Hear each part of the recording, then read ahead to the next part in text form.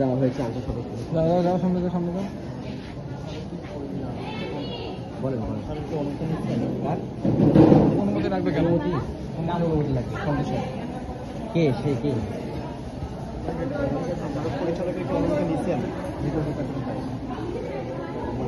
মেডিকেলে গণমাধ্যম ঘুরতে একটু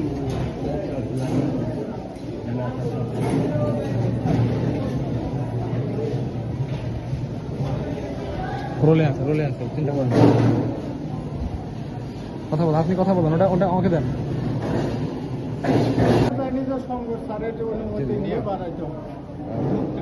আপনাদেরকে সেই নির্দেশনা দেওয়া আছে, সেজন্য আপনারা ঢুকতে দেন না। আমরা জানি তো সংসদ স্যার পারমিশন দিলে আমরা ধরতেছি। সে কে, মানে কি দায়িত্ব আছে? সে ইমু স্যার ওখানে সে কি দায়িত্ব আছে মেডিকেলের? মেডিকেলের একটু সে কর্মকর্তা। আর দর্শক, আপনারা শুনছিলেন যে ইতিমধ্যে কিন্তু আর যে সংখ্যাটা ছিলেন সেই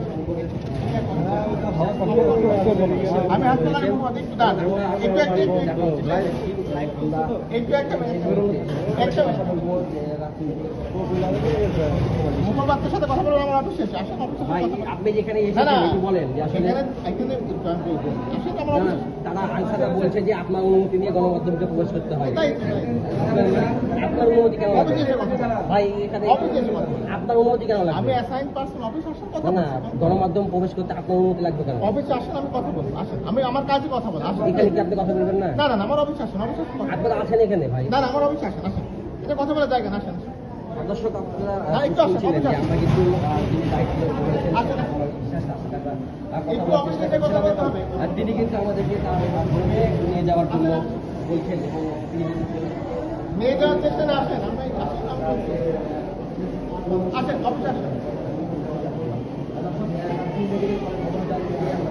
আচ্ছা, আমি একটু আপনাকে বিনয়ের সাথে বলছি, আসেন, আসেন। 44 শিশু মৃত্যুর ঘটনায় একটু আসেন, আমি এখানে একটু প্লিজ, আমি মুখপাত্র আপনাকে বিনয়ের সাথে বলছি, আসেন, আপনি আসেন, অফিসে যে কথা বলেন এখানেই আছে। গণমাধ্যমের প্রবেশ নিষেধ না, আপনি থামেন, একটু শান্ত হন। গণমাধ্যমের প্রবেশ নিষেধ না, কে বলেছে গণমাধ্যম? না না, আমি বলে নাই তো, আমি একটু আমি বলছি, কেন বলবো? আমি বলি, শুনেন, গণমাধ্যমের প্রবেশ নিষেধ এই তথ্য আপনাকে কে দিয়েছে? আপনার আনসার আমি মুখপাত্র। আনসার কি মুখপাত্র? তারা আমাদেরকে বাধা দিল কেন? আমি বলি, শেষ করতে দেন। আমি মাত্র ইন্টারভিউ দিচ্ছিলাম, মাত্র অনেকগুলা মেইন স্ট্রিম সকল মিডিয়া আজকে ইন্টারভিউ নিয়েছে। আপনি কে বলছে আপনাকে যে গণমাধ্যম প্রবেশ? ভাই তাহলে সে কেন বাধা দিল? আপনি, হ্যাঁ, আপনি কি মুখপাত্রের কাছে এসেছেন? হাসপাতাল অথরিটির কাছে এসেছেন? আসেননি তো। কেন? হ্যাঁ, আমি বলি, শেষ করতে দিই। এটা তো এত বড় একটা হাসপাতাল, 18টা ওয়ার্ড আছে, 3000 রোগী ভর্তি থাকে। আমরা একটা আনসারকে ট্র্যাক করে দিই আপনাদের সুবিধার জন্য। আচ্ছা, গতকাল থেকে আমরা দেখছি যে প্রায় 44 শিশুর মৃত্যুর খবর পাওয়া যাচ্ছে। সেটা বলছে, আসেন, বক্তব্য দিব তো। এখানে তো রোগী যাবে, এটা তো হাসপাতালে, এটা দিয়ে তো রোগী প্রবেশ করবে। আমার লাইট আছে, আসেন, বক্তব্য দেন। এর আগেও রাজশাহী মেডিকেল অনেক গণমাধ্যম হামলা চালানো হয়েছে। এর আগে সেটা অনেক আগের ঘটনা, তখন আমি ছিলাম। সেই সময় থেকে তো গণমাধ্যম কর্মীদের প্রবেশ বন্ধ করা হয়, এটা তো অন্য কোনো সরকারি মেডিকেলে হয় না। অবশ্যই না। আমি বলি, আপনার আনসার যিনি ছিল রেকর্ড আছে, রেকর্ড আছে না? আমাকে অভিযোগ দেন, ব্যবস্থা নিব। আমি হাসপাতাল কর্তৃপক্ষ হিসাবে বলছি, আপনাকে কেউ কখনো কোনো গণমাধ্যম কর্মীকে বাধা দেওয়া হয়নি। একজন আনসারকে তার সাথে দেওয়া হয়েছে যাতে গণমাধ্যম কর্মী কাজটা সহজভাবে করতে পারে, যাতে রোগীদের স্বার্থে ব্যাঘাত না ঘটে, রোগীদের সেবায় ব্যাঘাত না ঘটে। এবং হাসপাতাল কর্তৃপক্ষ একজন মুখপাত্র নিয়োগ করেছে, সেই মুখপাত্র এখন হাসপাতাল সম্পর্কে ব্রিফ করবে। এর বাইরে যদি কেউ ব্যত্যয় ঘটিয়ে থাকে আমাকে বলেন। আমি বলি, আপনাকে যেহেতু নিয়োগ করা হয়েছে, আপনারা গণমাধ্যমের সাথে কথা বলবেন। আপনাকে আমি দেখাই, আপনাকে একাধিকবার 10 বারের উপরে ফোন দেওয়া হয়েছে, আপনার ফোন রিসিভ করেন। আমি ছুটিতে ছিলাম, এটা হাসপাতাল কর্তৃপক্ষ অবগত আছে, পরিচালক মহোদয় অবগত আছে। আসেন, আমি অফিসার সাথে কথা বলবো। দর্শক, আমরা শঙ্কর কুমার বিশ্বাস, যিনি মুখপাত্র, এবং তিনিও কিন্তু আমাদেরকে বিষয়টি জানালেন এবং বিষয়টি অস্বীকার করা হয়েছে। রাজশাহী মেডিকেল কলেজ হাসপাতাল থেকে এই ছিল এখনকার মতো শেষ। মাইক হোসেন, কালের কণ্ঠ। মেডিকেলের বিষয় দায়িত্ব আছে। কথা বলি, উনি কি বলবেন? এখানে গণমাধ্যম প্রবেশে বাধা কেন আপনাদের?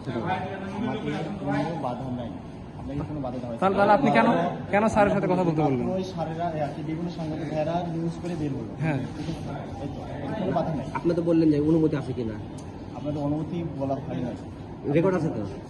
আপনাকে বলা হয়েছে যে এখানে সাংবাদিক ভাইয়েরা আসলে সংঘর্ষের সাথে কথা বলে তারপর ভিতরে যাই, এটা বলা হয়েছে।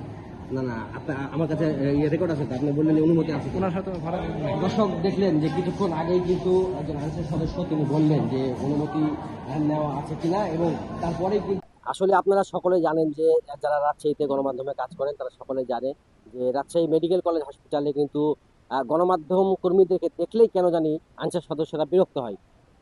তারই ধারাবাহিকতায় আমরা দেখেছি যে এই রাজশাহী মেডিকেল কলেজে আনসার কর্তৃক কিন্তু অনেক গণমাধ্যম কর্মী হামলার শিকার হয়েছে, সেটা আপনারাও দেখেছেন।